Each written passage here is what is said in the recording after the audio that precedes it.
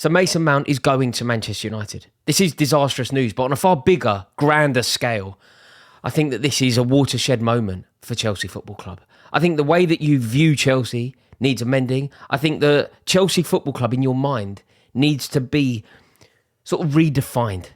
You know, the way that you have been conditioned to view Chelsea Football Club over the past, say, 3 decades needs to be redefined. We are no longer that club anymore.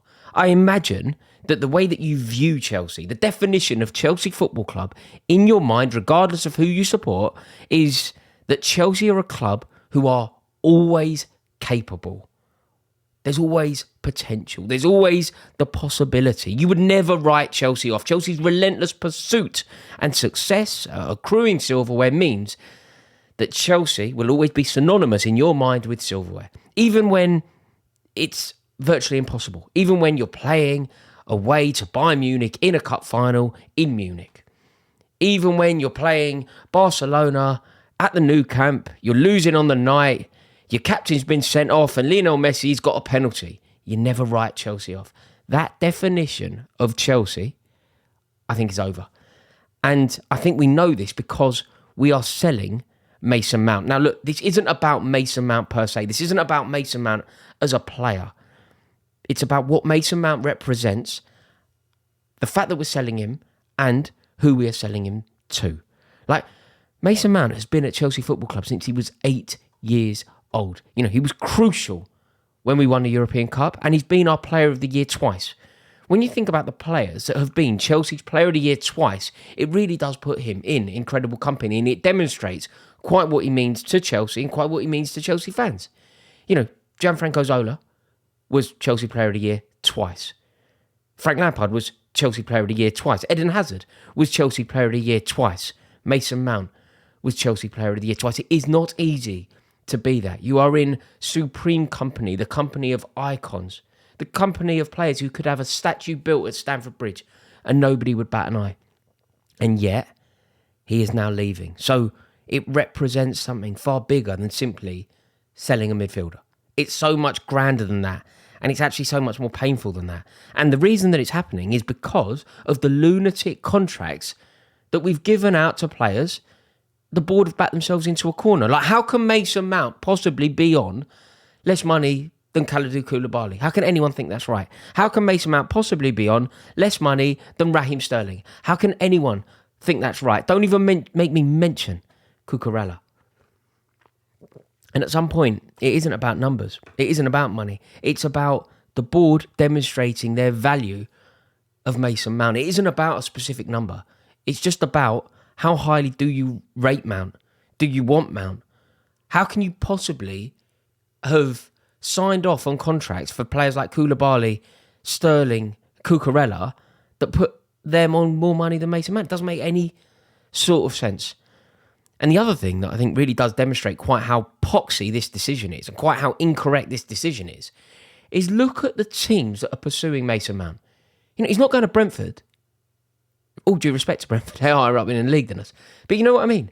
Like, he's not even going to an aspirational big club that have been struggling in recent years. He's not gone to Villa. He has had the creme, de la creme of football clubs pursuing him.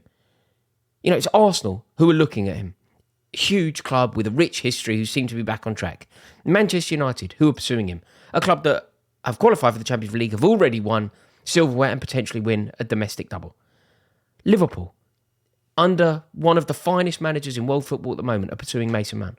And yet for some reason, Chelsea are happy to let him leave. Do you see why this is so symbolic? Do you see why I think this is such a catastrophe? It isn't only about Mount. It's about what Mount represents. We're allowing a youth product who has an affinity with the club, who the fans idolise, and who wanted to stay at Chelsea. We're allowing him to leave. And not only are we allowing him to leave, we are allowing him to go to clubs that are bigger than us, are certainly more successful than us at the moment, all of whom are more successful than us historically, and yet we don't want him. What does this say about us? What does it say about the trajectory that we are on? What does it say about the direction that the club is moving? What does it say about our board? And crucially, what does it tell us? And what insight does it give us as to the reasons why our board have bought Chelsea? It's troubling. It really, really is troubling. Look, even if you don't rate Mount, look, I do. And if you don't rate him, you and I won't see eye to eye. But that's the beauty of football, right? That's the poetry of football. And that's effectively what I like about not only football, but society. Talk to people you disagree with. And certain people don't like Mason Mount. They don't rate him. They don't see what he does for a team. I think you're bonkers. But I also think that's beautiful, and that is football. Opinions, right? But even if you don't rate him, you must concede that he is one of Chelsea's best players. Even if you think that Chelsea are in a really bad state, you must concede that he is one of Chelsea's best players. So Chelsea are selling one of our best players to our rivals who are currently already better than us. So you're allowing the gap to grow. You're giving a team that are already higher than us in the league one of our better players. Look, I think Mount is a lovely little footballer, I really do. I think on the ball he's great. I think off the ball he's fantastic. I think his ability to disrupt the opposition is fantastic. I think he's a pest, isn't he? For the opposition, he is a pest. And the thing that really troubles me is it's going to be absolutely fantastic for Ten Hag. You know, some Manchester United fans seem to be less convinced. Some seem to be very in favour of it. Some seem to be less convinced. There are two Manchester United fans that I know sort of within our world, this world that we're currently operating. Adam McCullough, keen. You know, he certainly sees it as an improvement. I don't think he's yet aware of the brilliance of Mount, but I think he's going to be like hugely surprised. And then there's a Twitter account that I follow. A guy who's called the Republic of Mancunia. Again, he seems to be fairly uninspired by Mount, but he's also honest enough to admit that because it's partly because Mount is so synonymous with being a Chelsea player and a Chelsea fan that he sort of doesn't feel an affinity with him. But I can almost guarantee both the Republic of Mancunia and Adam McCullough that Mount's brilliance will be on display very soon. And Mount's brilliance, you will not be questioning it once you've seen him play in a Manchester United shirt soon. Like, he's the kind of player that fans idolise. Works his socks off. He builds a rapport with the fans. He does anything a manager asks of him. It's not a coincidence that every manager that's ever had the opportunity to pick Mason Mount picks him. It's obviously an upgrade on what they have in the midfield. And I think Mason Mount's best position is probably that sort of left channel, the left number 8. It gives Manchester United a completely different option there. It changes the entire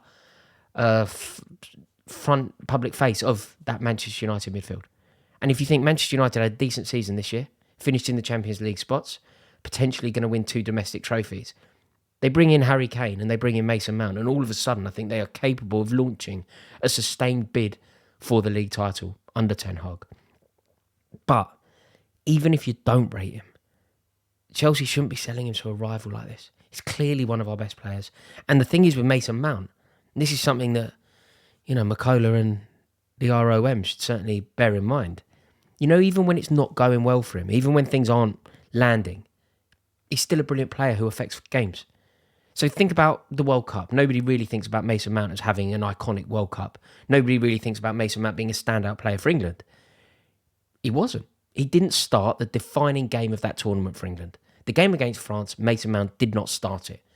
And yet, he actually contributed one of the major points of the game.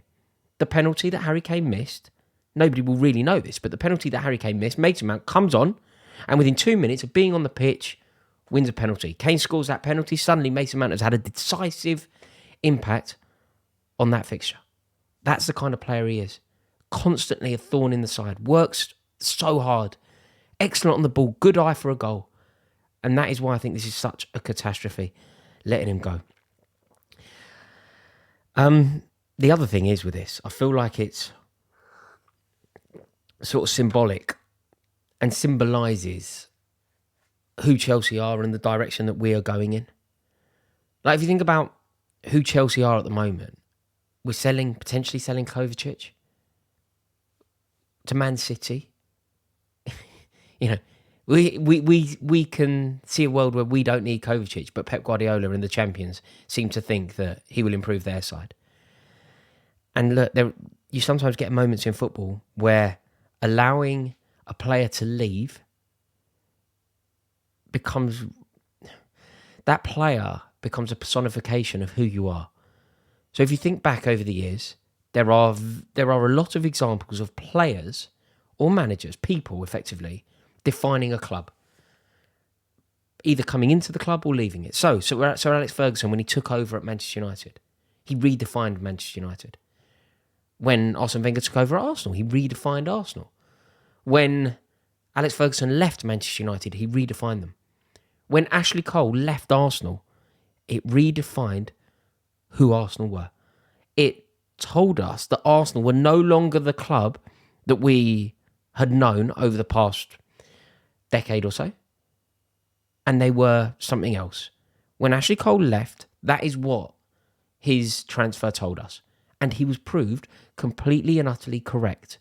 Arsenal in 2006 lost the Champions League final in Paris. Ashley Cole decides to leave, and Arsenal didn't win a trophy again until 2014. Arsenal practically went a decade without any silverware. Ashley Cole leaving to go to Chelsea changed Arsenal, told us who Arsenal were, a team that were not going to win a trophy for a decade. And it also told us who Chelsea were. Chelsea went on to win leagues and Champions Leagues with Ashley Cole at left back. Do you see how important and symbolic a player can be? And there are loads of examples of this. You know, when Chelsea signed Ruud Gullit, it changed the definition of the club.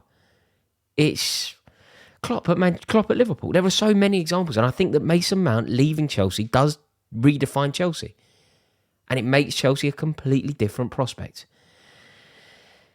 So that's where we are. You know, I'm gutted. I really am gutted that he's leaving, but I think that we now just need to accept that Chelsea aren't the club that we were, and we aren't going to be challenging on the fronts that we have been. The new era, the Todd Boehly era, the Clear Lake era, has changed Chelsea, not for the better. That's my thoughts on it. I'm genuinely gutted to see Mason Mount leave. And I'm going to be really gutted to see him doing so well at Manchester United. And I'm virtually 100% sure that that's going to happen. Thank you for watching the video anyway. Appreciate it. Let me know your thoughts in the comments below. If you're new around here, I would be honoured if you would click that subscriber button. It would be a dream to welcome you into this community. Thanks so much for watching. Looking forward to reading your comments. Cheers.